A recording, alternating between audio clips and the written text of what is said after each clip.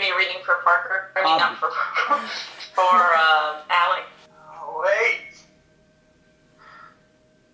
My friends are in there. They can't see me like this. Hey, it's okay. It's okay. I'm here. Let's get you home.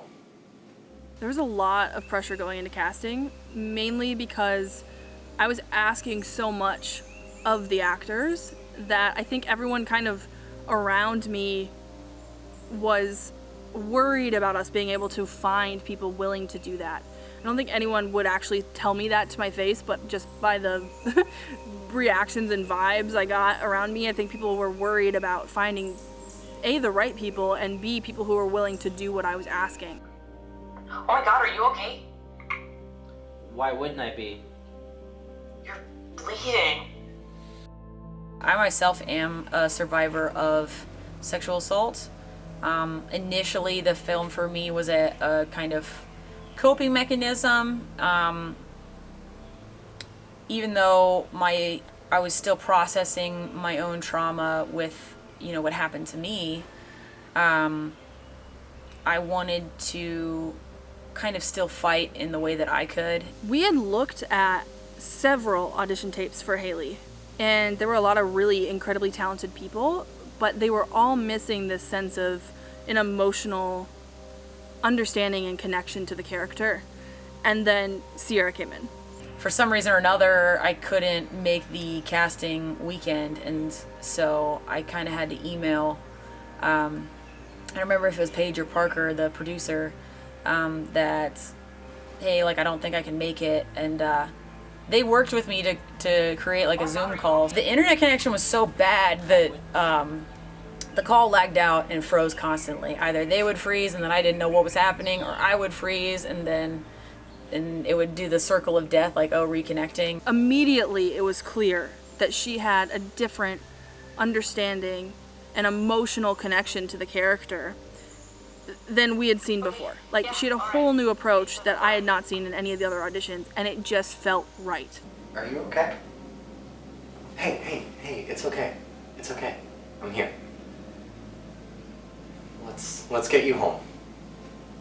We watched tape after tape after tape of guys reading through the sides for Cam, and there were a lot of really good actors, but we really needed someone who could appear to be very genuine, but then on a moment's notice, when things get hard for him, become very selfish. And finding someone who understood that, was willing to do that, was able to portray that, was more difficult than I would have thought it would have been. So the casting process was actually fun for me because I didn't just audition for Cam, I auditioned for every male role. So it was definitely interesting to kind of stretch myself. I'd worked with Sergio on a film about a year prior to this, and I thought he was great, but for some reason I didn't ever think of him for the role of Cam.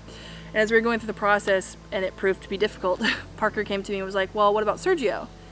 And I was like, oh my gosh, yeah, have him come in and read. And so we had him come in and read, and it was very clear very quickly that Cam was someone that he could get inside his head and really understand the ins and outs of the character. I think after I heard the story, I was really excited just because it's a story that needs to be told. Stories like these don't always get made, especially made by people who care. Cam, he's been drinking, he isn't thinking. Yeah, and that makes it okay. No, but if that gets out, we're not going to National. I know.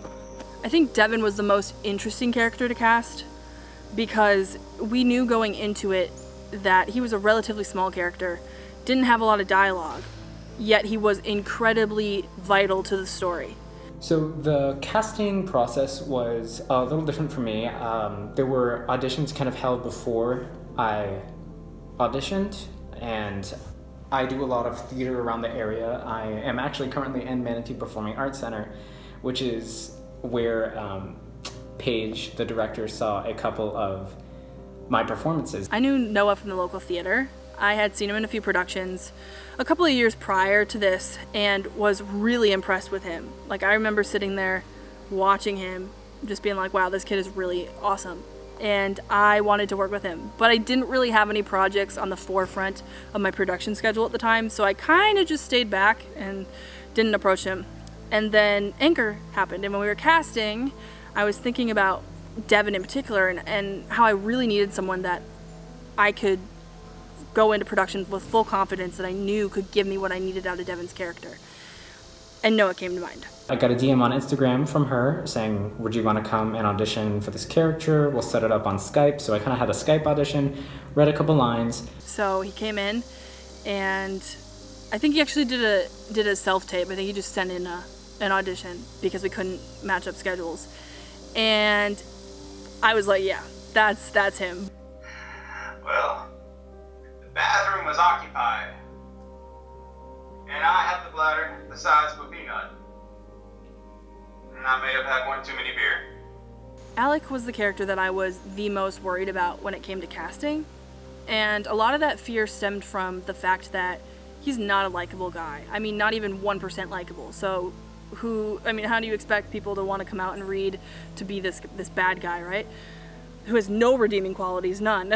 I found a casting call on backstage.com for Anchor, and I read the plot summary, and I was like, man, this sounds like a really, really dark, deep story, and really wanted in on it. Mitchell had originally applied for Cam, and Parker sent me his information, sent me his headshots, and I took one look at him, and I was like, he's Alec. Like, that's who Alec is. Like, I want to cast him. I haven't even seen him act yet, but I know I'm going to cast him.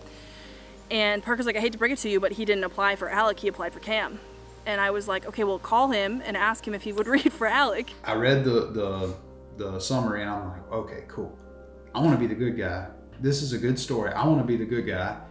And so anyhow, the audition was set up for Cam. And then I think like an hour before the audition, Parker, the producer, messaged me and was like, hey, we want you to read for Alec. I think Mitchell would probably tell you that we called a few hours before the audition, just because I've heard him tell the story, but I remember it more like 2 or 3 days. And I remember that because the entire time I was so anxious that he was gonna pull out and not want to be a part of the project anymore now that I was asking him to read for Alec instead of Cam. I thought Paige was just gonna, I really knew she could tell a good story, and she really sold me on the story. It wasn't your typical student film of, two people fall in love or something, and I really like that about it.